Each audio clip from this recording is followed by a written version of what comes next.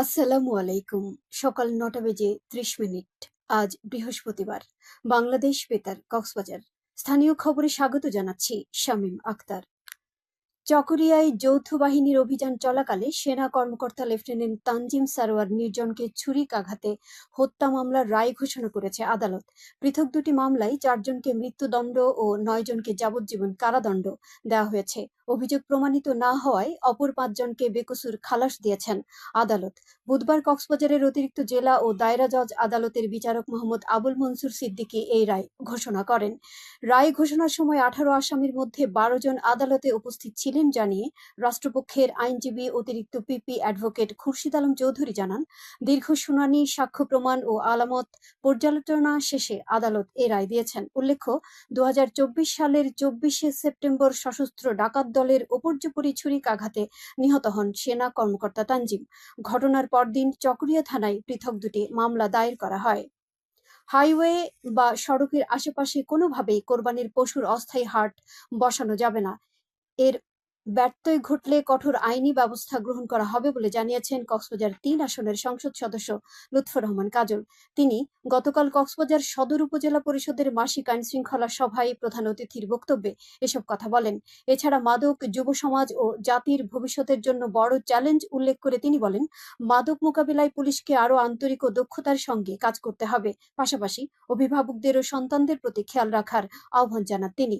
উপজেলা নির্বাহী কর্মকর্তা তাহমিনা আক্তারের সভাপতিত্বে সভায় সদর মডেল থানার ভারপ্রাপ্ত কর্মকর্তা শেখ মোহাম্মদ আলী সহ সংশ্লিষ্টরা উপস্থিত ছিলেন। কক্সবাজারে নিরাপদ অভিবাসন বিষয়ক সভা অনুষ্ঠিত হয়েছে। গতকাল শহরের একটি হোটেলের সম্মেলন কক্ষে নিরাপদ অভিবাসনের তথ্যের ঘাটতি, দালাল চক্রের প্রতারণা, দক্ষতার অভাব এবং সেবার অপ্রতুলতা সহ বিভিন্ন চ্যালেঞ্জ মোকাবেলায় করণীয় বিষয়ে দিনব্যাপী এই সভার আয়োজন করা হয়। এতে প্রধান অতিথি ছিলেন জেলা জজ আদালতের সিনিয়র সিভিল জজ ও legal aid officer Abhijit Chowdhury. তিনি বলেন, সরকারের অভিবাসন সংক্রান্ত আইন, বৈদেশিক কর্মসংস্থান ও অভিবাসী আইন ২০১৩ সঠিকভাবে প্রয়োগ করা গেলে নিরাপদ অভিবাসন সম্ভব। এছাড়া বিদেশ গমনে কেউ প্রতারিত হলে সংশ্লিষ্টদের অভিবাসী আইন এবং জেলা লিগ্যাল এইড কমিটির সহায়তা নেওয়ারও পরামর্শ দেন তিনি। কক্সবাজারের বিভিন্ন উপজেলায় ফায়ার সার্ভিস ও সিভিল ডিফেন্স সপ্তাহ পালিত হয়েছে। অগ্নি যোদ্ধাদের একটাই পণ, নিরাপদ রাখবো সম্পদ ও জীবন প্রতিপাদ্যে গতকাল চকরিয়ায় এ উপলক্ষে শোভাযাত্রা, প্রদর্শনী সহ বিভিন্ন কর্মসূচির আয়োজন করা হয়। অনুষ্ঠানের উদ্বোধন করেন উপজেলা নির্বাহী কর্মকর্তা শাহিন দেলোয়ার। এদিকে ফায়ার সার্ভিস সপ্তাহ উপলক্ষে রামুতের র্যালি, আলোচনা সভা সহ নানা অনুষ্ঠানমালা পালিত হয়েছে। ফায়ার স্টেশন অফিসার আব্দুল কাদের চৌধুরীর সভাপতিত্বে এতে প্রধান অতিথি ছিলেন উপজেলা নির্বাহী অফিসার জিল্লুর রহমান। অপরদিকে Kutubdia fire service station officer Sohel আহমেদের সভাপতিত্বে ফায়ার সার্ভিস ও সিভিল ডিফেন্স সপ্তাহ উপলক্ষে র্যালি ও আলোচনা সভা অনুষ্ঠিত হয়। এতে অগ্নিকাণ্ড ও বিভিন্ন দুর্যোগে জীবন ও সম্পদের নিরাপত্তা নিশ্চিত করতে জনসচেতনতা বৃদ্ধি এবং উদ্ধার কর্মীদের সক্ষমতা ও মানবিক দায়িত্ববোধ সম্পর্কে আলোচনা করা হয়। চকরিয়া উপজেলা স্বাস্থ্য কমপ্লেক্সে বড় পরিসরে চালু করা হয়েছে হাম আইসোলেশন কর্নার। কমপ্লেক্সের পুরাতন ভবনের দ্বিতীয় তলায় ৩টি বড় কক্ষ একত্রিত করে এই আইসোলেশন কর্নার চালু করা হয়। গত ১৮ মে থেকে সেখানে হাম রোবেলায় আক্রান্ত রোগীদের চিকিৎসা সেবা দেওয়া হচ্ছে। উপজেলা স্বাস্থ্য ও পরিবার পরিকল্পনা কর্মকর্তা ডাক্তার মোহাম্মদ জাইনুল আবেদিন জানান, প্রথম দিকে নতুন ভবনের ৪র্থ তলার একটি ওয়ার্ডে আক্রান্ত রোগীদের চিকিৎসা দেওয়া হলেও রোগীর সংখ্যা বেড়ে যাওয়ায় বড় পরিসরের নতুন আইসোলেশন কর্নার চালুর সিদ্ধান্ত নেওয়া হয়। হাম আইসোলেশন কর্নারে সার্বক্ষণিক চিকিৎসক, নার্স ও স্বাস্থ্যকর্মীরা দায়িত্ব পালন করছেন বলেও জানান তিনি। টেকনাফ ও পেকুয়ায় পবিত্র ঈদুল আজহা উপলক্ষে ভিজিডির চাল বিতরণ করা হয়েছে। গতকাল দুপুরে টেকনাফ উপজেলার সাবরাং ইউনিয়নের ৩৫০ জন উপকারভোগীর মাঝে ৩০ কেজি করে চাল বিতরণ উদ্বোধন করেন উপজেলা নির্বাহী কর্মকর্তা এস.এম. অনিক চৌধুরী।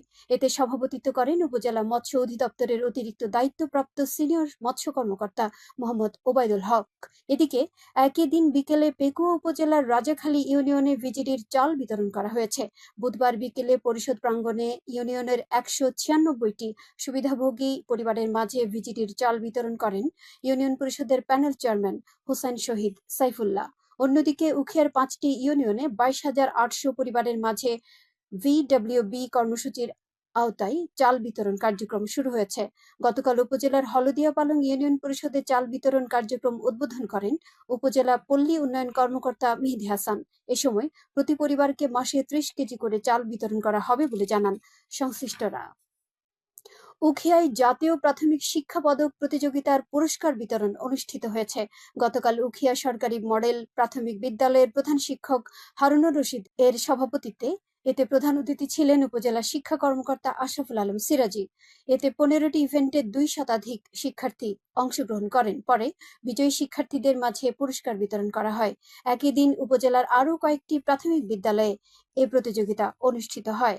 উখিয়া উপজেলা বাল্য বিবাহ প্রতিরোধ কমিটির এক সভা অনুষ্ঠিত হয়েছে।